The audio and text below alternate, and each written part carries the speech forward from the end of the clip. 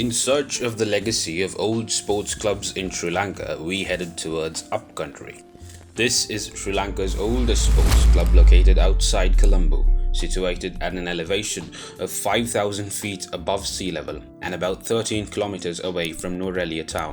On the Nuwara Eliya road, you will come across the Dimbula Athletic and Cricket Club. The club and the ground sit on a lush greenery from one side overlooking Radella Estate, which is known for its superior quality green tea, while Nanoya flows around the ground on the other side, bordering Somerset Estate. This area is well known as the traditional tea growing area of the country, where tea was first grown around the 1870s following the coffee blight. Teas produced in this region are generally classified as Ceylon high-grown Dimbula.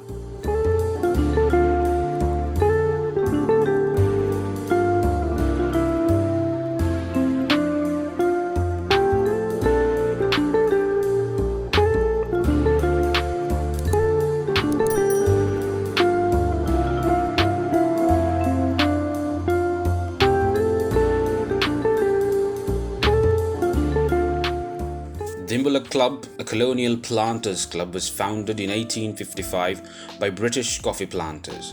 The club was exclusive for British planters and much later welcomed Ceylonese who joined the plantation sector in the region. Activities included rugby, cricket, squash, billiards, snooker, tennis, and badminton. The first upcountry cricket match was played in 1870 at the club's home ground against Dimbula Club, which thereafter became an annual fixture. The venue soon became a hotspot for touring sports teams and also for prestigious events, tea parties. In 1892, the first recorded upcountry against a visiting team was played where touring Lord Hawke's 11 was hosted at Radella. Dimbula Club was a major force in rugby and it was their main sport from the day they started playing rugby in 1880s and dominated till 1970s. The club's first official rugby match was played on the 7th March 1880 against fellow upcountry club Dimbula Maskelia Cricket Club at Darvala, with Dimbula winning 9-3. This became an annual rugby fixture between Dimbula and Dimbula and is one of the oldest rugby fixtures in Sri Lanka. In 1980, Dimbula was one of the 6 founding rugby clubs that formed the Ceylon Rugby Football Union. In 1909, the club introduced badminton to the country with its own indoor court, becoming the first badminton club in Ceylon. On the 17th of April 1954, Her Majesty Queen Elizabeth II and His Royal Highness Prince Philip, Duke of Edinburgh, visited the club as part of their tour to Ceylon. They were hosted to a tea party attended by planters and several dignitaries. Led by Ted Dexter, the Melbourne Cricket Club played a game against an upcountry cricket 11 at Radella in 1962.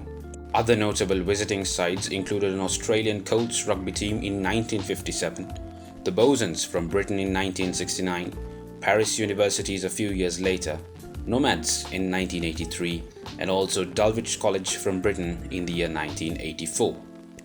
Dimbula Club was the only upcountry club to win the coveted Clifford Cup twice prior to Kandy Sports Club's reigning supreme in 1990.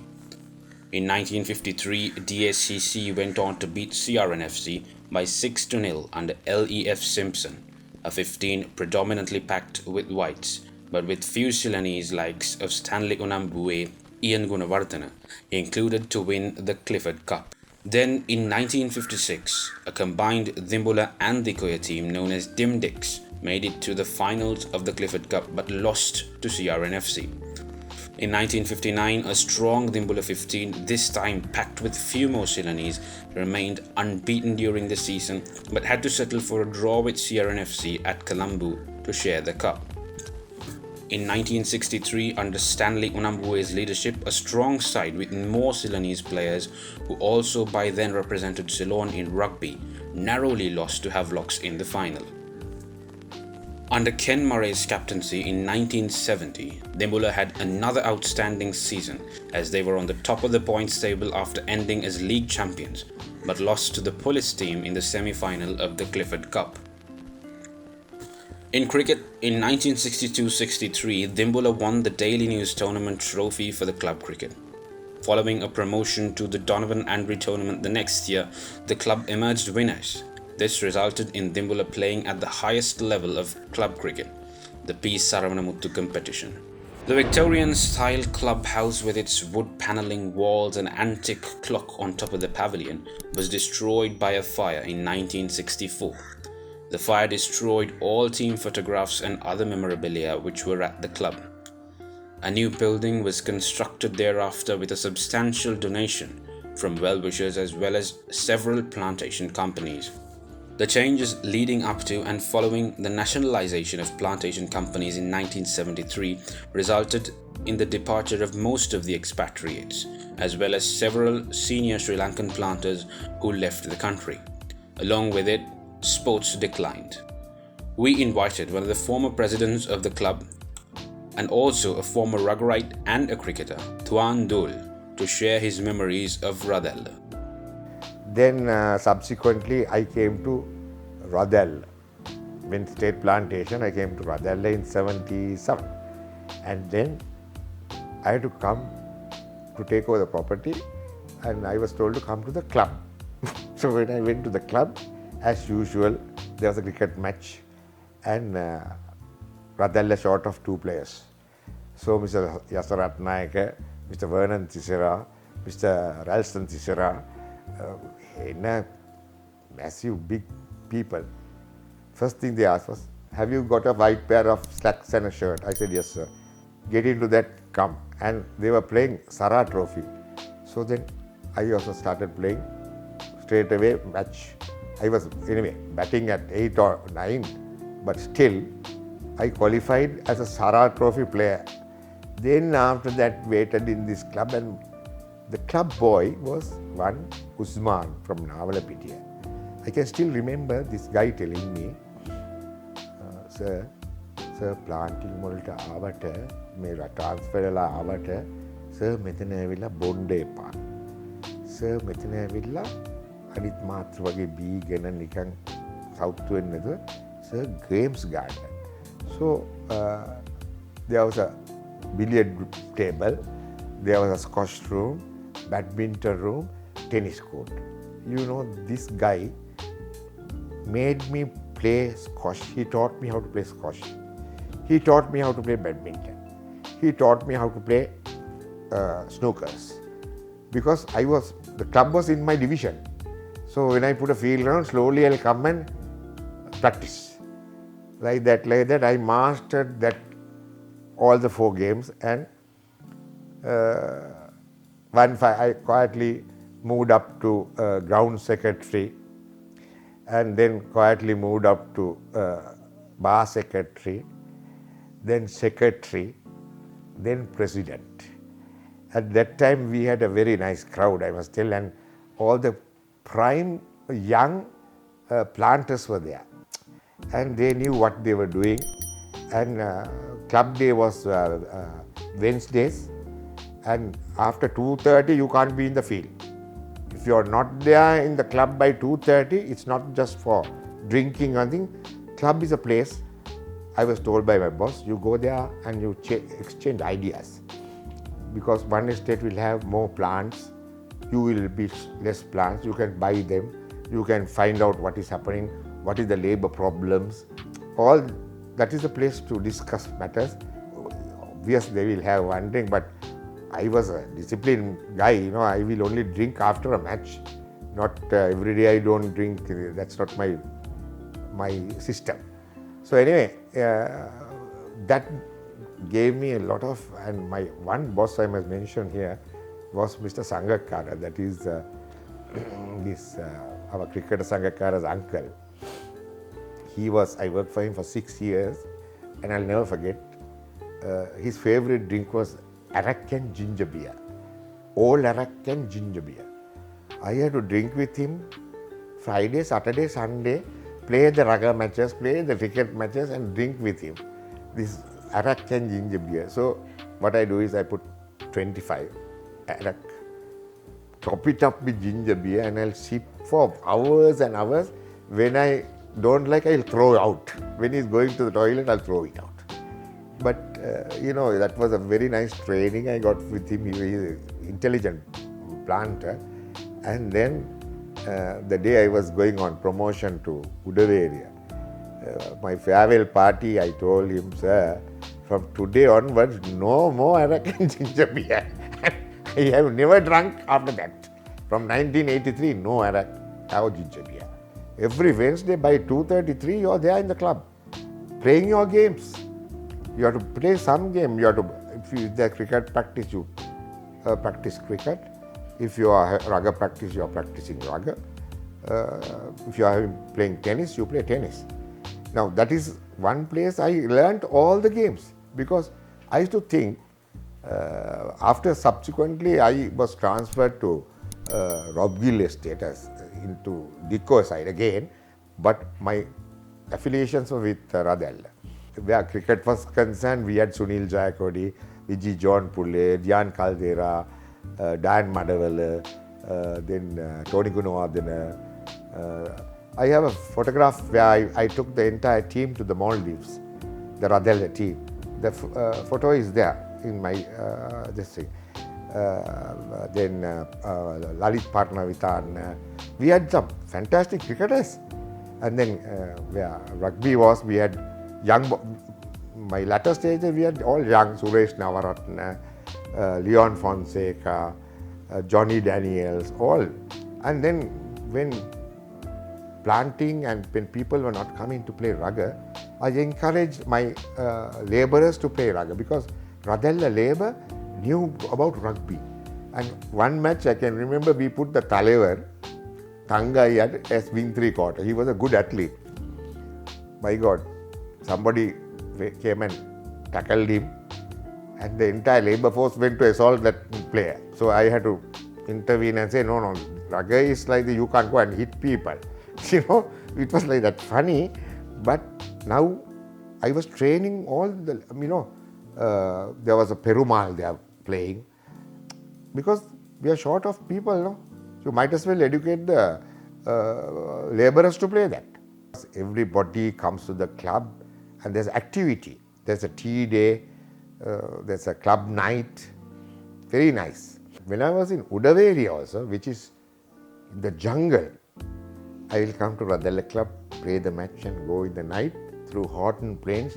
I will stop in the jungle and watch, my driver and I will watch sambar, leopard, wild boar, and then only we go. It was fantastic. When I was the ground secretary there, Zimbabwe came for a 3-day game. New Zealand came when Sir Richard Hadley and all toured. And I was one of the architects of that ground's expansion. Thanks to Mr. Honorable Gamli Dissanayake, who helped us in giving all the equipment. We made the ground into a circular ground. And actually, I think first New Zealand came for a 3-day warm-up match. That was a cellar. There was a big crowd, but we could have played only 3 days. Only 1 day we played because of the weather. Similarly, Zimbabwe also only 1 day we had to play because of the weather. At that time, Bandula Varnapura, Dulip Mendes, that type of people were playing. So it was, and the catering part and whatever said and done, it was international style. It was done by our ladies, fantastic. When you say they really enjoyed, they were staying at Hill Club or Grand Hotel, the players, but they had a good time. Thank you, Quadrangle, for being with us today. I'm talking about the Dimbula Athletic and Cricket Club. The club was founded in 1856. This was founded during the colonial time, and from there onwards, this club had been representing Sri Lankan rugby and cricket as well. And most of the time, most of the Sri Lankan players, rugby and cricket as well, have represented this club during last 175 years. At the moment, if I'm talking about the club, during the year we used to have about 2-3 tournaments, that is cricket, plantation, interplantation cricket sevens, cricket sixers. We are hosting cricket sixers here, even in this year, last February we had the tournament. As well, if I'm talking about the committee, we are having a committee from the Dimbula region, headed by Mr. Kosala Vijayasekara. And this club was sponsored for junior under-19 cricket tournament in 1996. As well, as per the records, the first Sri Lankan cricket turf cricket match was played here between Dimbula Athletic Club and Dikkoya. That's called Dimdix match, and we used to have that every year. At present, we are having a tea day. Every other week we used to have a tea day with all the planters, and most of the planters are patronizing this club. We are having a beautiful ground which has about 4 turfs, newly laid turfs, sponsored by the Sri Lankan Cricket Board. And actually, if I am talking about the cricket, this is the highest elevation cricket ground, turf cricket ground in Sri Lanka, which is about 1,400 meters above the sea level. Actually, when our Sri Lanka team is visiting overseas, maybe to see England or New Zealand, that cold weather can be accommodated here for their practices. So we have given our suggestions to the cricket board, and thanks to them, they have pumped us the money to develop the ground. And at the moment, we are going to have a dormitory. Cricket board has given us about 28 million rupees to develop it. And we are going to represent the cricket rugby tournament as well, Sri Lanka rugby tournament from this year. Even cricket, Division 2 cricket, we are playing in our club at the moment. And you all can see the history of the club and the captains and the presidents. It is on our boards. And we should thank these Lion Breweries and Ceylon Tobacco. They have been helping us, and they have been sponsoring us all the time during last 50 maybe 50 years. I should thank everyone for helping us all this time. And this club is patronized by our planters. So they are also enjoying the atmosphere of this club, and a lot of foreign players. Normally we used to play about 13 matches, foreign matches for a year. Most of the foreigners used to come here and play because they love this environment, and they enjoy it. So if we can develop further, that will be great for this Sri Lankan cricket actually, because we can make some fantastic turfs here, which is ideal for this England or New Zealand tours. Because normally when we visited England or New Zealand, we used to get fast pitches. So in Sri Lanka, in Colombo, Kandy, I don't think that we can make that type of pitches with the climatic conditions.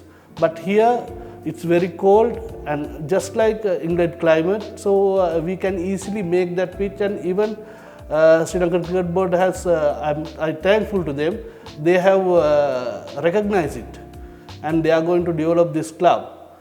So again, I would like to thank all the members and the president for carrying this club to the next generation in a very good manner and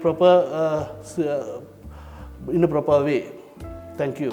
When Mr. P.H.A.N. Dias took over as long-serving president during the 1980s, a challenging period for the club, he initiated steps to revive interest and participation in club life by opening the door to the wider community. This enabled Dimbula to continue playing both rugby as well as cricket in national competitions, although by that time it was in the lower tiers of both sports than had been the case in prior decades. Due to the untiring efforts of PHAN Dias and his committee, in 1982 the Radella grounds was elevated to an international cricket venue, and a historic one-day international match was scheduled to be played at Radella in 1983 between Sri Lanka and Zimbabwe. Unfortunately, the match had to be called off after a few overs due to rain. In 1985, Dimbula was a finalist in the National Rugby B Division, losing to the CHNFC Kabaragoyas in Colombo. When the Bombay Gymkhana Club held a rugby tournament to celebrate its centenary in 1992, Dimbula was one of the several teams that participated. The host side was rated as hot favourites, but in a hard-fought final, Dimbula emerged victorious, a feat club repeated in 1994 and 1996. In cricket, Dimbula played in the third-tier Daily News cricket competition, with practices being well attended on club days. Most of the games were played at Radella, but bad weather often caused disruption, as there were no cars to protect the turf wickets. The club celebrated its 150th anniversary in 2006. Based on Dimbula's long historical links with rugby, the office bearers prevailed on the SLRFU to allow the club to enter a team to play A-Division club rugby once again, after a lapse of more than 3 decades. The SLRFU acceded to the request, and Dimbula was grouped in the second segment of that division, alongside teams such as Police, Gaul RFC, Uwa, Kurunagala RFC and Javatta RFC. In 2006, DACC emerged winners of the Caltex A Division Bowl Championship. A comparable performance in 2007 enabled the club to qualify to play in the Caltex A Division Plate Tournament, finishing as the runner-up. In recognition of DACC's 150th anniversary and its significant contribution to rugby in the country, the SLRFU organized a professional rugby 7-a-side tournament in Nuwara Eliya in 2006, as the clubhouse renovations were still in progress. A second such tournament was conducted in 2007 at Radella, with all the leading rugby teams in the country taking part, followed by a dance at the club. Though no longer playing the rugby at the levels for which it was famous in the earlier times, the club has annually hosted the Interplantation Company 6-a-side cricket tournament since 2007. The club also celebrated its 160th anniversary in 2016 with a gala dinner where most former stalwarts and other dignitaries were in attendance. Radella or Dimbula Club remains as one of the historic and beautiful sporting venues in Sri Lanka, which promoted sports during a time when Ceylon did not have the official sports governing bodies. The club, managed by voluntary committees over the last 165 years, kept pace with changing times and overcoming many obstacles. They continue to encourage sportsmen and women to enjoy some of the sports, and also upcountry planters and their friends to gather to socialize and enjoy a tea party or a drink or two. The club and its memories are being cherished by all their members and past visitors, including many overseas friends. Here's for the happy memories and to keep legacy alive.